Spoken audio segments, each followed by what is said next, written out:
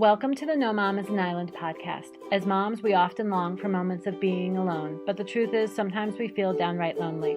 The intention of this podcast is to show you that you aren't alone, that we all experience similar things along this mothering journey. If you enjoy this podcast, please check out the episode description to see easy ways you can help this podcast continue. Well, multitasking masters, whatever you are doing while you listen to this podcast, we hope you enjoy hearing the story of another mom. Today we welcome Mary. Hi, Mary. How are you today? Hi, doing great. Good. Well, thanks for letting me interview you. Yeah, no problem. I'm excited about it. Mary and I worked together, and I can't remember what she had said. It had something to do with her children. And this is when, we had first met, and I was like, so, any chance you want to? Yeah, and she was like, sure. And yes. It's funny, too, because people who are teachers tend to be people who are less shy about being interviewed. I'm guessing just because we're used to talking to people and talking in front of people, and it feels a little less intimidating maybe than to people who do other things. Right. I'm also just a big talker. So yeah. So well, you're like, what? An opportunity to talk to people? Sure. No problem. All right. Well, why don't you tell us about your family? Okay. So my name is Mary Ralph. I work at Cairn with Andrea, and I teach political science and social psychology, which is extremely fun. And I love working at Cairn because that's where I went to school. And I just really believe in the school and the mission of the school. My husband is Greg, who's an architect. And I have two little girls, 4 and 2. My older daughter's name is Eliza, and my younger daughter's name is Louisa, but we always call her Lulu. Oh, so cute. Yeah, they're very cute. Yeah, I'm sure. And they're at those fun stages where, like, a lot of what they do is cute. Oh, they're 100% ridiculous. Yeah. And it's so fun. And I also feel like they're at the stage where their friendship is starting to become like a real person friendship and not just you're always around. It's more of like they have specific things that they love about each other and enjoy about each other now, and it's really, really cute to watch. Oh, that's adorable. Oh, I love it. And so they're 2 years apart, you said, because they're 4 and 2? Yes. Okay. Almost exactly 2 years apart. Yeah, they're both born in the summer. Okay. Oh, that's really sweet. With them being close in age like that is pretty adorable to watch their play and their imagination and all of that kind of thing. Yes. And I think there's like pros and cons to every age gap. Yes. And because I have a brother who's 6 years younger than me.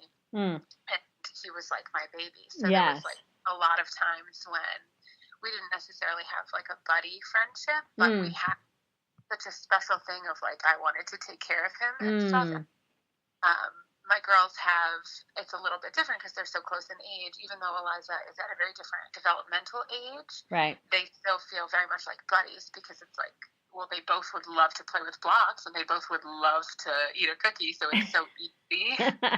Everything they would want to do, right? They want it together. So I'm sure in middle school, I'm sure I'll be kicking myself. But for now, it's great. Yeah, I'm sure it'll go up and down. Where times where like it's ideal, where they want to ride the same kind of rides when you go to an amusement park, and then other times where they want to wear the same piece of clothing and they're about to kill each other. So exactly, yeah. And I have a sister who's 2 years younger than me. So okay, I totally know. You totally know, yeah. That's funny. So you identify very much with Eliza then? Yeah, and not just because she's the oldest, but because we are extremely similar. Yeah. Yeah, probably we'll get a little bit more into it, but Eliza I'm very extroverted, she's very extroverted. Just the way she thinks, she's like very conceptual, she's more of like a creative mind. And so she's very easily distracted. She's always pretty happy. I mean, she can be very passionate because she has a lot of feelings, but she's not, I wouldn't call her stubborn. Okay. And then Lucy, who is very much like my husband, who has that like architect engineer brain. Yes. and is very black and white, can be very stubborn, also like a sweet, happy kid, but very mechanically minded, wants to know how everything works. It's not that she's not verbal, because like she's doing great for a 2-year-old, but she was like the kid who at 8 months old could open a butter packet at a restaurant because she wanted to figure it out. And so the two of them are very, very different and similar in ways, obviously, because they're sisters and they grew up in the same house. But Eliza is very much my personality. Meanwhile, Eliza has given the butter packet a name and has a family of other condiments that are on the table and has written an entire storyline of what that butter packet's life looks like. Yes. I always joke about it because Eliza was so verbal when she was little and it was just so early, but she was our first, so we didn't know. We thought all 1.5-year-olds could sing happy birthday, and you know what I mean? And so with Lucy, my husband will sometimes be like, she's fine, right? And I'm like, oh, she's more than fine. She's totally fine.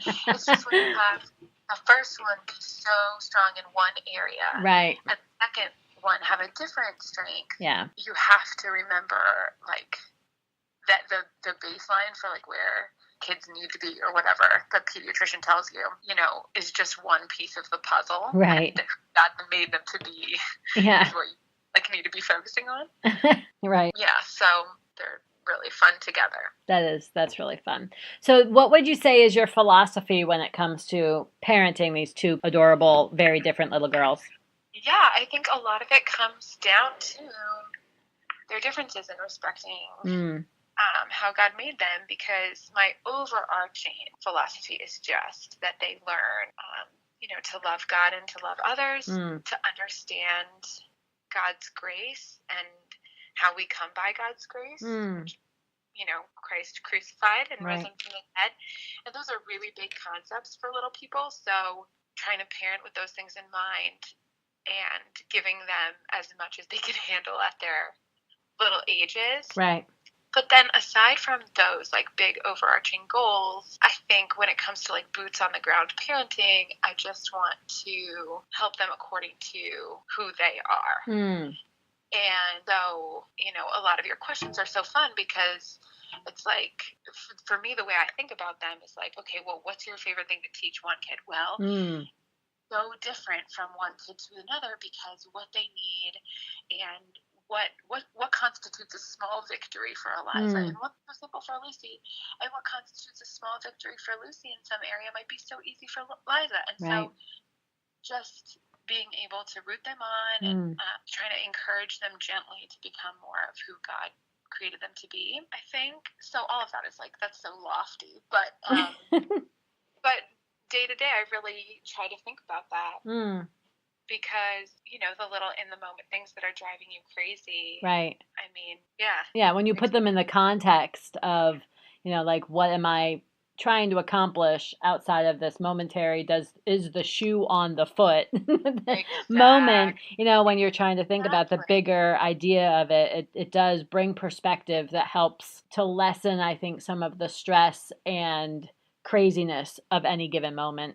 Yep. And if my goal is to raise these little girls to like love and serve Jesus and to really be secure in God's grace for them, then so much of what I look forward to or like look down the line to, because I have 2 girls, so people are always like, oh gosh, when they're teenagers, oh gosh, and they're beautiful, so I get a lot of those like comments that I'm like, could we just leave it alone? Yeah.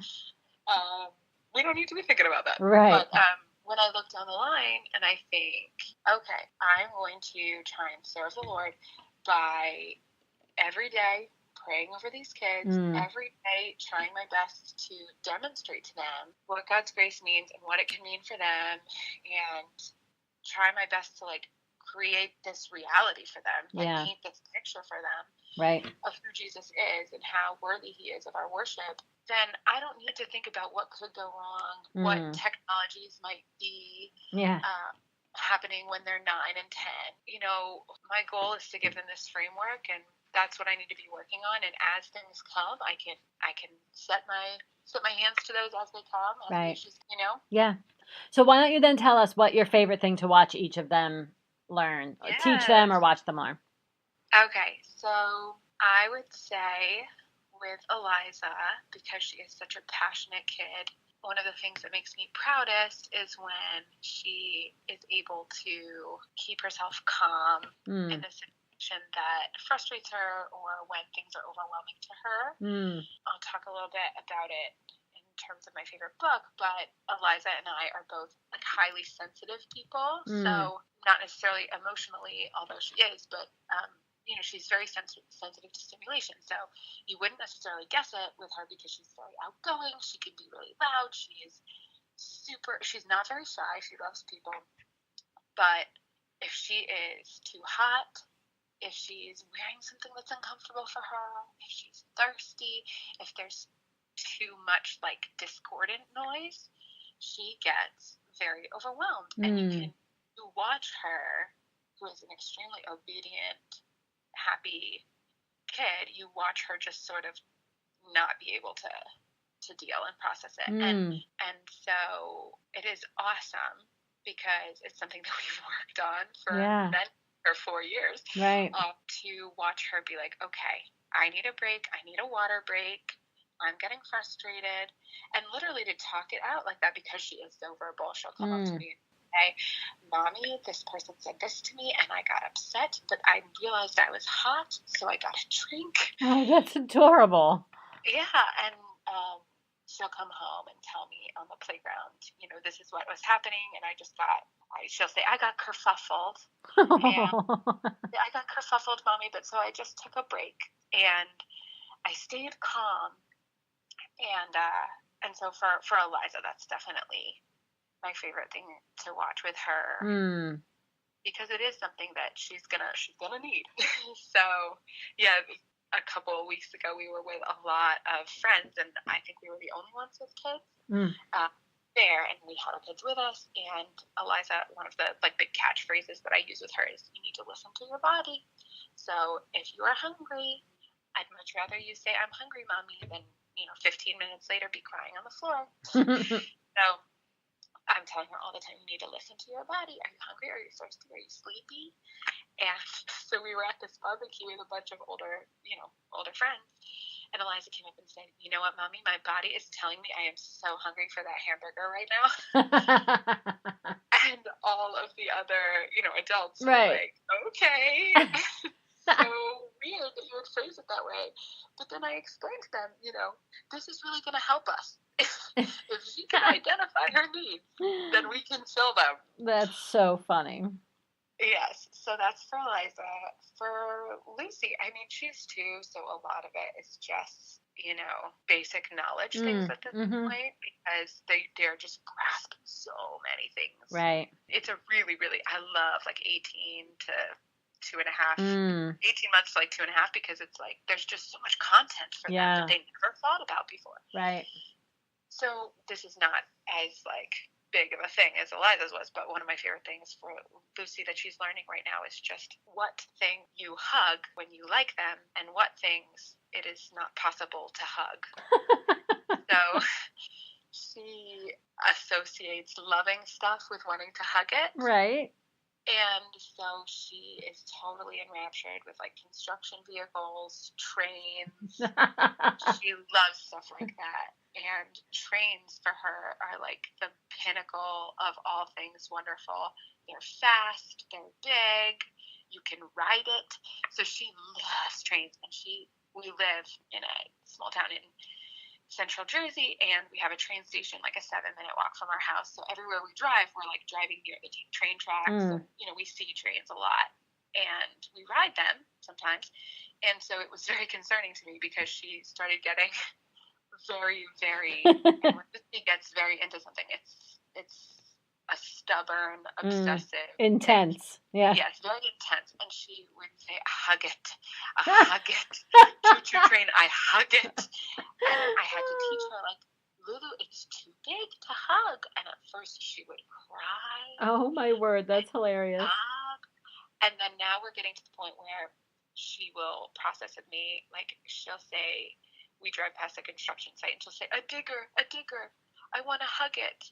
And I'll say, oh, Lucy, is that too big? And she'll laugh and say, yeah, I can't hug a digger. Like, she's just understanding now. That's so funny. I do hope that you have recorded some of those conversations because that's hilarious. Oh, definitely. I tried to. Okay. I Because tried to. that's hilarious. Like, so They funny. are so funny. And I also find that in talking to them all day, every day, you almost don't listen for their voice. You just hear what they're saying. And then in the video or in the audio, you hear their little voices and you think, oh my gosh, who is that little person? Yeah. Because it You know, that changes. squeaky. Right. Yes. It changes so fast. Mm-hmm. Yep. All right. What has been your least favorite thing to teach them or watch them learn? Well, I guess, like with Liza, we're on the other end of it Right. now, but for many moons, we really had a hard time staying calm. So that was, I mean, when you're in the midst of it, what's fun, you know? Yeah, right. And so I think a lot of it is just like, if you can keep that end in mind. Right. And Lucy is lucky because I have Liza, and so, you know, people talk about the terrible twos, and Eliza was like my perfect ideal angel baby till 2.5, and then she hit 2.5, and I thought, oh my gosh, I messed her up. What happened? All of a sudden, she's like trying to rip my glasses off in the Target parking lot. It's like, I can't function like this. I have a new baby. Like, I can't do this. And now with Lucy, I look at her and I'm like, you're heading towards it, but I know it ends. Yeah. So I feel very lucky because Eliza at 4, I feel like, oh, I have her back. That was a tough phase, but I know how God made her, and I know like what the end in mind is for her. And so I can just be consistent and teach the things and prioritize the things that I think are important, and she'll come back around. Like, a phase is a phase. Right. And so with Lucy, I can look at her and be like, it's coming. Yep. But it's going to be fine. Yep. Oh, and with Lucy, she was with the potty training because that was not fun because she, around 15 months, because Eliza obviously was running around potty, I think it was like 15, 16 months, Lucy decided that pants and pull-up and diapers were not for her. So she had no concept of like when she peed or when but she wanted theoretically to do it on the potty. Yeah. But then, so, you know, she would be playing quietly 1 minute and then the next minute I would like smell something. And there was just, it was like two or 3 months of just, I was constantly cleaning up pee, because she would just fight me to keep anything on. Right. And, you know, I tried the backwards zipped up onesie, all that kind of stuff. And she would just fight, and figure out the zipper. Cause like I said, she's so mechanically minded. And so finally it clicked. And so she's been potty trained very long and very early, but it was not, people are always like, oh, that's amazing. And I'm like, it was a war. It was like an all out. I would see her make the face and I would run and violently grab her to get her on the toilet. Yeah. Oh my gosh. It was such a rough phase. Oh dear. Yes. So that was not fun. Yeah, I would imagine. So what would you say has been a high moment in parenting for you? I think anytime I listen to my kids sort of explain to someone else something that I've taught them, and that probably comes from me being such a verbal person too. Right. Just like I put so much stock in the words that I use with my kids and the way I explain things to my kids, and you never know how much is like penetrating their little brains. Right. But you know, like little things, like my father-in-law was over and he said to Eliza, he had gotten her an ice cream sundae, and he said about chocolate sprinkles. He said, you know, some people call these jimmies. Isn't that weird? And he was being silly. He was not trying to be rude or anything. Right. But he said, Grandpa, it's okay. Other people can call them jimmies, and we can call them sprinkles, and that's fine. It's okay if other people do things differently. And I just was like, tearing up. Yes. Like, I was like so proud, and I was like, okay, Mary, it's about sprinkles. You need to calm down. Right. But I was just so proud because, you know, for her, we'd obviously never talked about that for sprinkles, but we talked about that for a lot of things. Like other people can eat candy, and if mommy says no, it's okay that we do things differently. Or if other people behave a certain way, and our rule is that we don't do it, that's okay. we could do things differently. And just to see her apply it to something Yes, else, it's amazing. I was like, Mm-hmm. oh, that is inside your brain. Uh-huh. So I think those are my high Yeah. moments. Yeah. Just watching it pay off. Yep. All Yeah. right. Well, then on the other side, do you have a low moment in parenting? Oh, sure. The aforementioned Target parking lot. Yeah. I mean, there were times when Eliza was 2.5 where I was like, oh, I finally understand what everyone was talking about this, about parenting being like so hard. Because I think for a lot of her little life at that point, we had just been such a good fit. And my life had not been like flowers and rainbows my whole life. And so that time with her just felt like such a respite and like such a gift from God. Yeah. I it couldn't relate sometimes. Of course I had hard days. Of course I was tired sometimes. Of course. But like in general, I never felt like ripping my hair out. Right. And then when she hit that 2.5 point, it was like there were too many feelings and she couldn't get them out fast enough. And so I felt like I couldn't help her. So that was probably the most discouraged that I've been, and I felt like my emotions were not helping her at all. To get over whatever was going on with her. Right. Yeah, it's always a winner of a moment when you're like, okay, my emotions are actually making this worse, not better. And I've had so many moments like that as a parent where, if I was witnessing this as interaction between two of my kids, I'd be like, what are you doing? This is not the right way to handle it. Meanwhile, that's the way I'm handling it. And yeah, we have those moments. You run out of steam sometimes. Yeah. And, God's grace is sufficient for us. Praise the Lord. But Yes. I really looked at her sometimes at that time, and again, I had like tiny baby Lucy. Right. And was like, well, if this is the way it's going to be, I'm not sure. I'm not sure how much longer, like how many weeks is this phase going to last? How many months? I don't know. Right. And yeah, so definitely those kinds of moments, especially, and it's so sinful, but like especially when they happen in public. Yeah. And you can just feel. Well, you feel embarrassed. You can feel other people's judgment, or if, God forbid, somebody makes a silly comment about what you should or should not be doing, or how you should be handling it. And like I mentioned, I can be sensitive, especially in moments like that where it's like there's already screaming. Right. Screaming. I already have to get these groceries in the car. Yeah. I'm already overwhelmed. I have a baby strapped to me. And then, the old lady across the aisle is like, maybe she's hungry. Have you fed her recently? And you think to yourself, well, I'm not going to make it to the car. Yeah. So definitely those moments. Yeah, when you want to be like, unless you are helping me, please leave me alone. Yourself, lady. Yeah. Yeah. Oh, yeah. Yeah, I think we've all been there. Oh, my goodness, yeah. More often than I would like. Yeah.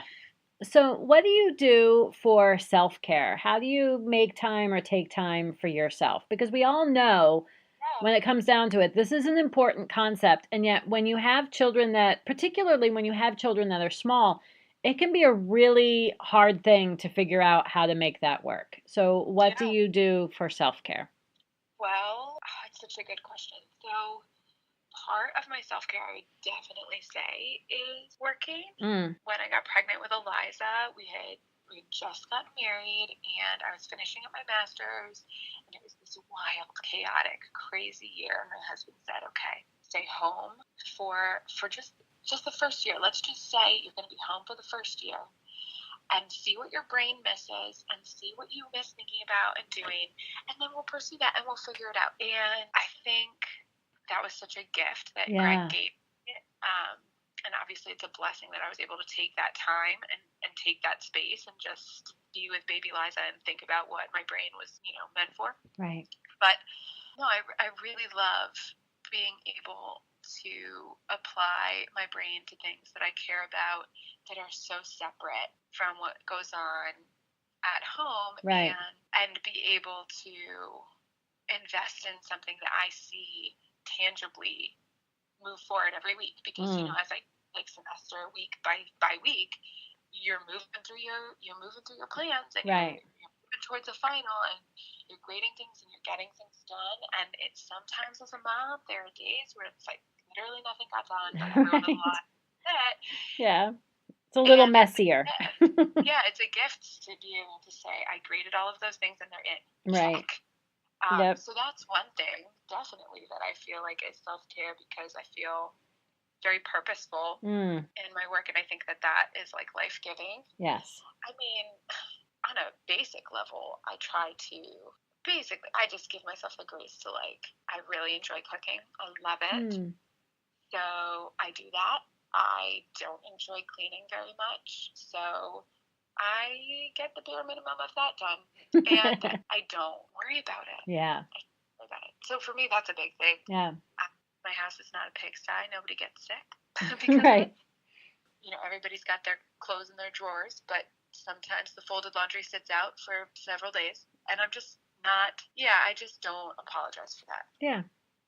So that's something I think. Yeah, I think, owning what your priorities are and not guilting yourself about them is definitely self-care, analyzing, figuring it out, what it means for your family, for you, owning it, and just being okay with it. I think that's definitely self-care, because guilt is such a, you mentioned your job being life-giving, and guilt is such the opposite, like saps the life out of you, so. Oh, definitely, in comparison, right. Because I have a great group of girlfriends in my little town, and I feel so lucky to have them. And I have some girlfriends who it seems like they really love keeping their houses clean. And it's like, that is a life-giving thing for them. Right. They love it. So, like, I was at a friend's house the other day, and she said, and I walked in, I said, your house just looks beautiful, and it smells beautiful. And she said, well, they mess it up all morning, and then during, like, quiet time and nap time, I clean it. And then they mess it up all afternoon, and then when they go to bed, I clean it again. And she was just delighted by that. So that all more power to her, because for me, I'm like, well, it was gonna get messed up tomorrow. Yeah, exactly. If people are gonna come over, I refuse to be embarrassed. I just refuse to be embarrassed by toys on the ground or folded laundry in the corner, Yeah. I feel like I'm trying to be obedient to the things that God's calling me to do in terms of, like, serving the people. Right. And so, to me, this other stuff is bonus. Yeah. And if I get to it, I get to it. And sometimes, honestly, I do have time to get to it, and I don't, because it's not, like I said, it's not fun for me. And if I could read a book, then I'll probably do that. That's awesome. So that's that. Yep. All right. What would you say is your favorite life hack? Something that makes your life easier or faster or cheaper in some way. Oh, gosh, I have so many of these. Probably most of them are, like, silly, but one of them was, I think, ordering groceries online. Do you have them delivered to your house, too? I do. And I'll tell you why. So, it is a little pricey. But when I think about going to the grocery store with two girls and the amount of things they would request, yes, it is so much more. It probably comes out even? Yes. Oh, I think more than even. The other part of it is that I can plan more or less. I used to plan my meals down to the meal. And I've gotten much more relaxed about that as I've become a better cook. And I can, like, kind of look in the fridge or whatever and be like, this is what I can make. Right. But when I can plan sort of like, I'll need more food for this, less food for this. I don't need food for this night because we're not going to be here, whatever. Right. It's so much less expensive to just do it all at a pop. Than going multiple times. Oh my gosh, yes. And I just don't have, well, that's not true. I could make the time to do it.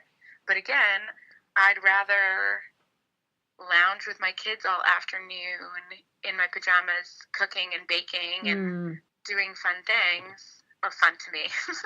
Jury's still out on whether they like it, but, doing fun things for me, or, like, going to a friend's house or doing, I'd rather be not thinking about groceries. Yeah. Yep. And the other part of it, too, Andrea, is that I have been ordering from the same place since I was pregnant with Lucy, because I get very, very, very sick when I'm pregnant. And I just couldn't make it through a trip at ShopRite without throwing up. And so Greg was like, order them, just do it. So I started ordering them, and my ShopRite delivers them like to my kitchen. So they come all the way in and bring them into my kitchen. And I got this delivery man, Tom. My kids call him Grocery Man Tom. And I have had him for 2.5, almost 3 years now. Wow. And so he's like our buddy. My kids draw him pictures. Aww. They hug him when he comes. And around the holidays this last year, he started opening up to me a little bit. And, you know, we'd always been buddies, talked about our lives a little bit, but he was going through a really rough time. And I invited him to Christmas Eve service. And he came. Oh, wow. That's great. And I know, I cried. Yeah. I'm real emotional, but I really did. I cried. And things like that make my life easier, but also are another way that I can like cultivate a relationship with someone. So it's such a win-win. Yeah, definitely. No, I'm sure that's amazing. I'm sure a lot of introverts are hearing this and being like, "Oh my gosh, would you like cut it with the talking to people all the time?" But I'm really, this is like the way God made me, so I might as well do it. Oh, you know definitely. what I mean? Yep. So that's probably my favorite life hack. That is amazing. Yeah. So what is your favorite parenting book? Up until a couple months ago, I probably wouldn't have been able to answer this question, but I did read The Highly Sensitive Child. I read The Highly Sensitive Person first. Okay. Because I am one. They're by Elaine Aron. People had recommended them to me a bunch of times. Okay. But I kind of put it off or didn't think much of it. And then my daughter Eliza was having some sleep issues, and I also have sleep issues. And it was one of the things in the book. And I read it, and I was like, well, that is me. Oh, my goodness. Wow. And then I read the Highly Sensitive Child book, and I was like, oh, my goodness. I felt so affirmed. Sort of to circle back, I felt so affirmed in the ways that I had kind of been stubborn in pushing back against people who were like, well, there's one right way to do things, and you are not doing it. And I just have always kind of felt like, no, intuitively, like, that's not right for her. That's not right for her. And reading this book was like, yeah, it's because you knew that would be too much, or you knew that would overwhelm her. And yeah, it felt very affirming in that philosophy that what's going to work great for one kid is not going to work great for the other kid. And you can have the same overarching philosophy of like, I want my kids to have discipline. Of course I do.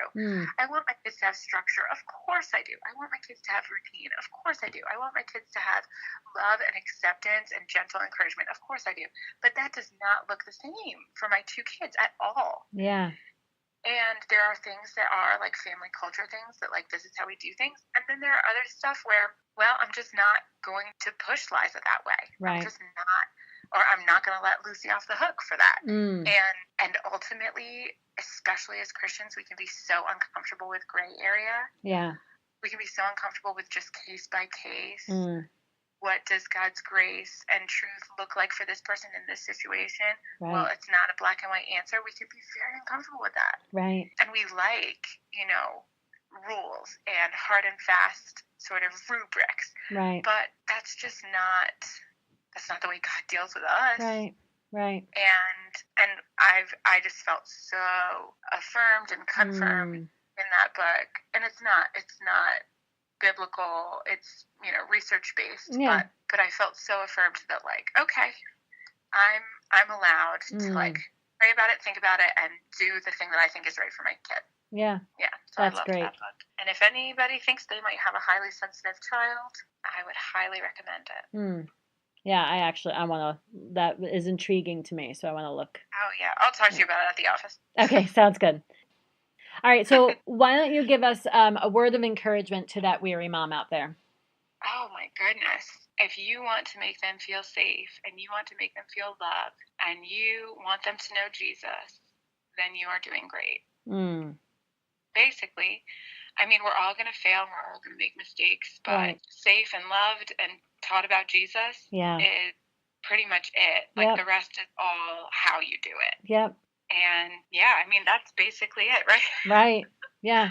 Yeah. So I think in those moments where you feel completely overwhelmed, when you can just calm yourself down off of the feeling overwhelmed and just remind yourself, like, safe and loved and taught, like, did those get accomplished?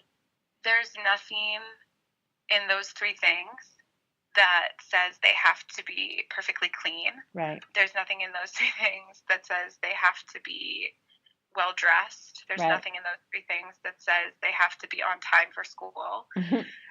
I mean, all of that is bonus. Right. And of course, that's like our aim. Right. You know? But they aren't the most important things. But no, it's not the most important thing. And it should not be how we judge ourselves. That's beautifully said. Thank you. Yeah. All right. Well, thank you for letting me interview you. I really appreciate it. And it was fun to talk to you and also to get to know you more as a mom. Yes. So that was really enjoyable. So I'm sure we'll follow up some of these points of conversation in the office. Definitely. Yeah. Thank you so much for interviewing me. You're welcome. Thanks. You have a nice night. All right. Bye. All right. Bye-bye. Thank you for joining us on the No Mom is an Island podcast. We hope that it was an encouragement to you wherever you are in your mothering journey. If you would like to share your story or would like to see something added to our interviews, please contact us at nomomisanisland@gmail.com or send us a message on Facebook or Instagram. If you have enjoyed listening to the stories of other moms, there are 3 ways you can help. Please check out the episode description to see these easy ways and also to see links to the books that Mary mentioned in today's episode. Thank you for listening.